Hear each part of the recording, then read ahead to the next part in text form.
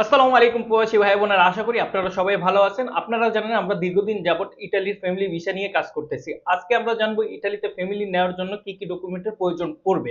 প্রথমত আমরা জানবো বাংলাদেশে থাকা ফ্যামিলি মেম্বারদের কি কি ডকুমেন্ট প্রয়োজন পড়বে, এবং দ্বিতীয়ত আমরা জানবো আপনি যে ফ্যামিলি নেবেন আপনার কি কি ডকুমেন্টের প্রয়োজন পড়বে। চলুন আমরা কথা না বাড়িয়ে বিস্তারিত আলোচনায় যাই।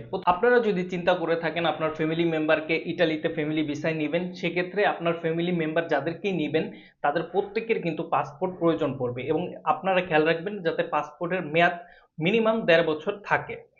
এখন আসি, আপনি যদি আপনার স্ত্রীকে ফ্যামিলি ভিসায় ইটালিতে নিতে চান, তাহলে আপনাদের যে কাবিননামা আছে বাংলা, ইংরেজি এবং ম্যারেজ সার্টিফিকেট, যদি এগুলো নাও থাকে তাহলে কিন্তু আপনি কাজীর থেকে তুলে নিতে পারেন। যেহেতু আপনি কাজীর থেকে যদি তুলতে চান, অবশ্যই আপনার কিন্তু আগে বাংলাটা কাবিননামাটা থাকতে হবে, এবং খেয়াল রাখবেন আপনার বাংলা কাবিননামায় যেন আপনার সিগনেচারটা থাকে। এবং এই ৩টা ডকুমেন্ট যখন আপনার উঠানো হবে, এই ডকুমেন্টগুলোকে আপনি ইটালি ভাষায় ট্রান্সলেট করে নিতে পারেন। এবং সাথে কিন্তু এই ডকুমেন্টগুলোকে আপনি একটা ভালো লয়ার দ্বারা নটারি করে আপনি এই ডকুমেন্টগুলোকে অ্যাপোস্টাইলও করতে হবে। আসলে এখন যেহেতু আপনার কাবিননামার যেহেতু কাজটা শেষ হয়ে যাবে, তারপরে আপনি আপনার চেয়ারম্যান থেকে আপনি একটা রিলেশনশিপ সার্টিফিকেট তুলবেন। এই রিলেশনশিপ সার্টিফিকেটটা কিভাবে তুলতে হবে এটা আপনারা চেয়ারম্যানের কাছে গেলেই কিন্তু পাবেন। আর যদি আপনারা স্যাম্পল দেখতে চান তাহলে আপনারা আমাদের হোয়াটসঅ্যাপে নক করতে পারেন। আমাদের হোয়াটসঅ্যাপে নক করলে আমরা দেখিয়ে দিব। আমাদের কাছে ডেমো আছে, আপনারা চাইলে রিলেশনশিপ সার্টিফিকেটটা দেখতে পারেন। এই রিলেশনশিপ সার্টিফিকেটটা যখন চেয়ারম্যানের কাছ থেকে আপনি তুলবেন, এটাকে আপনাকে ট্রান্সলেট করতে হবে এবং এটাকে সাথে নটারি করতে হবে এবং অ্যাপোস্টাইলও করে নিতে হবে। এখন আসেন, আপনার স্ত্রীর যখন এই কাজগুলো শেষ হয়ে যাবে, তারপরে যদি আপনি আপনার সন্তান থাকে সাথে, অবশ্যই আপনারা খেয়াল রাখবেন আপনার সন্তানের বয়স যাতে ১৮ বছরের নিচে হয়। যদি আপনার সন্তানের বয়স ১৮ বছরের নিচে হয় তাহলে কিন্তু আপনি ইটালির ল অনুযায়ী আপনার সন্তানকে বৈধভাবে ইটালিতে নিতে পারবেন।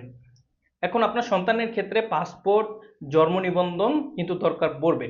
এই জন্ম নিবন্ধন যখন আপনি নেবেন, এই জন্ম নিবন্ধনকে আপনি ইটালি ভাষায় ট্রান্সলেট করবেন নটারি করে, আপনি কিন্তু অ্যাপোস্টাইল যেটা আছে এই সন্তানের ক্ষেত্রেও আপনাকে করতে হবে, এবং প্রত্যেকের জন্য কিন্তু আলাদা অ্যাপোস্টাইল হবে। আমি আবার বলছি, প্রত্যেকের জন্য আলাদা অ্যাপোস্টাইল হবে। আপনারা কখনো ভুল করে একটা অ্যাপোস্টাইলের ভিতরে সব ডকুমেন্টগুলো দিবেন না, তাহলে কিন্তু ভিসা রিজেক্ট হওয়ার সম্ভাবনা অনেক বেশি থাকে।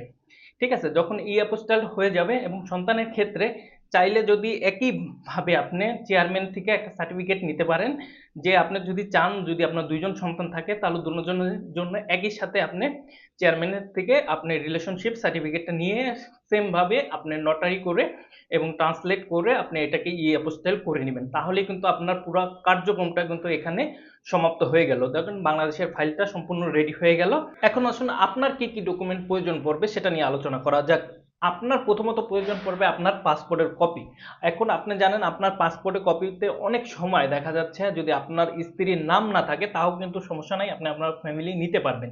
যদি দেখা যাচ্ছে অনেকের দ্বিতীয় স্ত্রী থাকে বা প্রথম স্ত্রী যে ছিল তার নাম পাসপোর্টে আছে, অনেক সময় যদি পাসপোর্টে আপনার প্রথম স্ত্রীর নাম থাকে তাহলে কিন্তু একটু সমস্যা আছে। সেই ক্ষেত্রে আপনাদের ডিভোর্স যে নামা, প্রথম স্ত্রীর সাথে যদি ডিভোর্স হয়ে থাকে সেই ডিভোর্স নামাটা দরকার পড়বে। ডিভোর্স নামাটাও একইভাবে আপনি নটারি করবেন এবং ট্রান্সলেট করবেন এবং এটাকে অ্যাপোস্টাইল করতে হবে। ঠিক আছে, যদি আপনার প্রথম স্ত্রী যদি মারা যেয়ে থাকে তাহলে কিন্তু তার মৃত্যু সনদটা দরকার পড়বে। মৃত্যু সনদটা একইভাবে আপনি ট্রান্সলেট করবেন, নটারি করবেন এবং অ্যাপোস্টাইল করে নেবেন।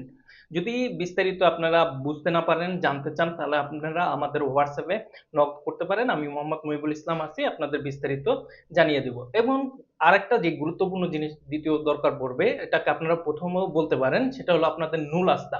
আপনার ফ্যামিলি মেম্বারের পাসপোর্টের উপরে যে নুলাস্তাটা আপনারা তুলবেন, সেই নুলাস্তাটা আপনার বাধ্যতামূলক দরকার পড়বে। এই নুলাস্তাটা যদি থাকে তাহলে আপনার আপনার ফ্যামিলিকে অবশ্যই নিতে পারবেন। হয়তো একটু সময় বা একটু কম সময় বেশি সময় লাগবে, কিন্তু আপনারা যে কোনো ভাবেই হোক আপনার ফ্যামিলিকে আপনি বৈধভাবেই ইটালিতে নিতে পারবেন, কোনো সমস্যা নাই।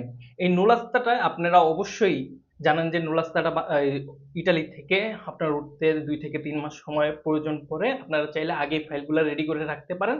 অবশ্যই নুলাস্তা যখন আসবে সাথে সাথে আপনার ফ্যামিলির জন্য এম্বাসির ডেট নিয়ে আপনার ফ্যামিলিকে নিয়ে যেতে পারেন।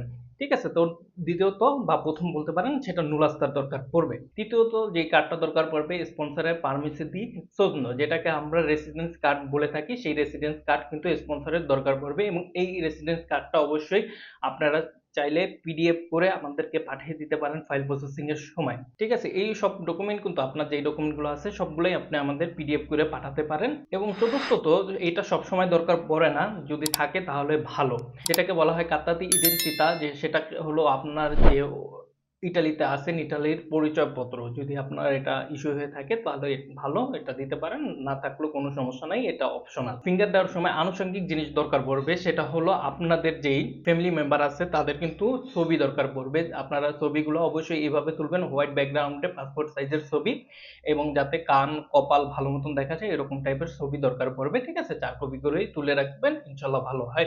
আবার যেই পেপারগুলো আপনারা প্রিন্ট করবেন, খেয়াল রাখবেন সব পেপারগুলো যাতে A4 সাইজের প্রিন্ট হয়, এবং লেজার প্রিন্টার থেকে প্রিন্ট দিবেন। এখন আছে নর্মাল প্রিন্টার আর লেজার প্রিন্টারে কিছু পার্থক্য আছে, আপনারা জানেন, যেটা স্পষ্ট এবং ক্লিয়ার ভাবে লেজার প্রিন্টারে কিন্তু বোঝা যায়। এটা আপনারা চেষ্টা করবেন অবশ্যই লেজার প্রিন্টার থেকে আপনার যে ডকুমেন্ট সবগুলোই প্রিন্ট দেওয়ার জন্য। আমরা এই কাজগুলো সম্পূর্ণ কিন্তু লেজার প্রিন্টার দিয়ে করে থাকি, এবং আপনারা চাইলে আমাদের দিয়ে আপনার ফাইলটা প্রসেসিং করাতে পারেন বিশ্বস্ততার সাথে। আমাদের অফিসে এসে আপনার ফ্যামিলি মেম্বার আপনাদের ফাইল জমা দিয়ে যেতে পারেন।